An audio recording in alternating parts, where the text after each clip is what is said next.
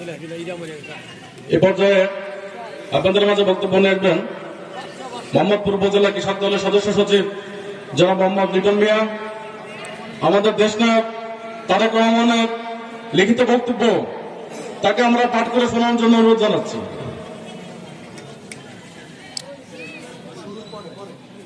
বিসমিল্লাহির রহমানির রহিম। সম্মানিত কৃষক ভাই ও বোনেরা, সবাইকে আমার আন্তরিক সালাম, আসসালামু আলাইকুম। 3 মাস ব্যাপী ইউনিয়ন পর্যায়ে জাতীয়তাবাদী কৃষক দলের উদ্যোগে কৃষক সমাবেশে আপনাদের সবাইকে আন্তরিক শুভেচ্ছা ও অভিনন্দন। বাংলাদেশ জাতীয়তাবাদী কৃষক দলের উদ্যোগে 3 মাস ব্যাপী সারা দেশে ইউনিয়ন পর্যায়ে অনুষ্ঠিত কৃষক সমাবেশে উপস্থিত অত্র ইউনিয়নের কৃষক ভাইদের প্রতি জাতীয়তাবাদী কৃষক দলের পক্ষ থেকে আবারও শুভেচ্ছা এবং অভিনন্দন। প্রিয় কৃষক ভাইরা, লক্ষ লক্ষ শহীদের রক্তের বিনিময়ে অর্জিত স্বাধীনতার পর এক মহাসংকটে নিপতিত হয় আমাদের প্রিয় এই মাতৃভূমি বাংলাদেশ। সকলা শস্য শ্যামলা আমাদের এই উর্বর বাংলাদেশ শুরুতেই এক দুর্ভিক্ষের কবলে পতিত হয়েছিল। 1975 সালের মর্মান্তিক পট পরিবর্তনের পর সিপাহী জনতার বিপ্লবের মধ্য দিয়ে শহীদ প্রেসিডেন্ট জিয়াউর রহমান দেশ ও মানুষের প্রয়োজনে দায়িত্বভার গ্রহণ করেন। দুর্ভিক্ষ কবলিত এই দেশের মানুষের মুখে এক মুঠো খাবার তুলে দেওয়ার জন্য কৃষি ক্ষেত্রে কিছু যুগান্তকারী পদক্ষেপ গ্রহণ করেন। ফলে অতি অল্প সময়ের মধ্যে বাংলাদেশ সবুজ বিপ্লব শুরু হয় এবং খাদ্যের স্বয়ংসম্পূর্ণতা অর্জন করে বিদেশে খাদ্য রপ্তানিতে সক্ষমতা অর্জন করে।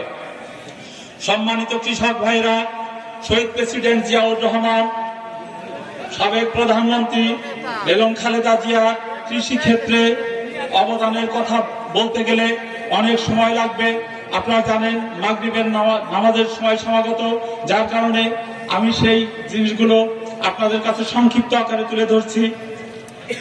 শহীদ প্রেসিডেন্ট জিয়াউর রহমান 1977 সালে বিশেষ কৃষি দিন কর্মসূচি মাধ্যমে কৃষকদের কৃষি ক্ষেত্রে অবদান রাখার কার্যক্রম শুরু করেন। 100 কোটি টাকার কৃষি দিন কর্মসূচি প্রবর্তনের মাধ্যমে 1977 সালে জাতীয় বীজ অধ্যাদেশ প্রণয়ন করেন। 1977 সালে কৃষি সংস্কার কর্মসূচি গ্রহণ করেন এবং যার কারণে খাদ্য স্বয়ংসম্পূর্ণতা অর্জন করে খাদ্য উৎপাদন 11.11 মিলিয়ন টন থেকে উন্নীত হয়ে 13.66 মিলিয়ন টনে বৃদ্ধি পায়।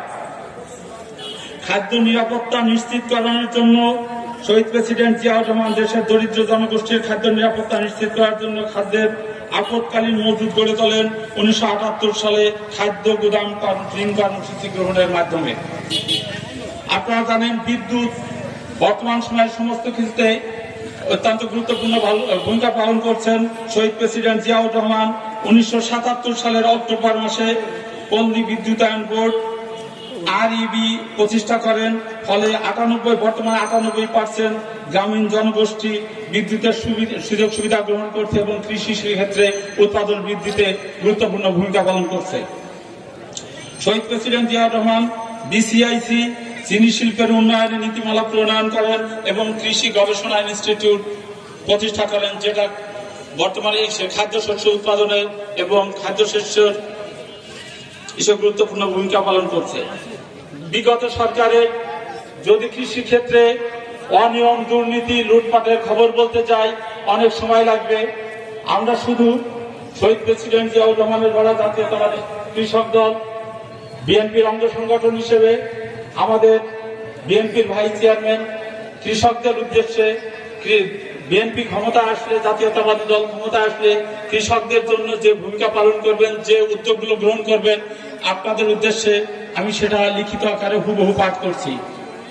আপনারা এই মেসেজ গ্রামে প্রান্তরের সমস্ত কৃষকদের উদ্দেশ্যে ছড়িয়ে দেবেন। বিএনপি আগামীতে সরকার গঠন করলে কৃষকদের জন্য নিম্নলিখিত কর্মসূচি বাস্তবায়ন করার উদ্যোগ গ্রহণ করবেন। 1. কৃষকের উৎপাদিত ফসলের ন্যায্য মূল্য নিশ্চিতের জন্য ইউনিয়ন পর্যায়ে সরকারিভাবে ক্রয় কেন্দ্র স্থাপনের উদ্যোগ গ্রহণ করবেন। কৃষকদের জন্য শস্য বীমা চালু করবেন। সেচ ব্যবস্থায় সংকট নিরসনে শহীদ জিয়ার ঐতিহ্যগত খাল খনন কর্মসূচি পুনঃপ্রবর্তন করা এবং সেচের পানি অপচয় রোধে দ্রুত সময়ের মধ্যে বাড়ি পাইপলাইন পদ্ধতি সম্পন্ন করার উদ্যোগ বিশেষভাবে বিবেচনা করবেন। কৃষকের স্বার্থ এবং উন্নয়ন সহ যাবতীয় অর্থনীতি বিকাশের জন্য কৃষিভিত্তিক শিল্প কারখানা ব্যাপকভাবে গড়ে তোলার উদ্যোগ বিশেষভাবে চালু করবেন। সমবায় ভিত্তিক চাষ পদ্ধতি চালু করার উদ্যোগ গ্রহণ করবেন। সম্মানিত কৃষক ভাইরা, বিনা সুদে বা স্বল্প সুদে কৃষি ঋণ কৃষকের মাঝে সঠিকভাবে বিতরণ নিশ্চিত করার উদ্যোগ গ্রহণ করা হবে। বিএনপি আগামীতে সরকার গঠন করলে সরকারিভাবে পেঁয়াজ, টমেটো, আদা, রসুন সহ যাবতীয় মৌসুমী ফসল সংরক্ষণের জন্য দেশের বিভিন্ন অঞ্চলে বিশেষায়িত কোল্ড স্টোরেজ নির্মাণ করার উদ্যোগ বিশেষভাবে বিবেচনা করা হবে।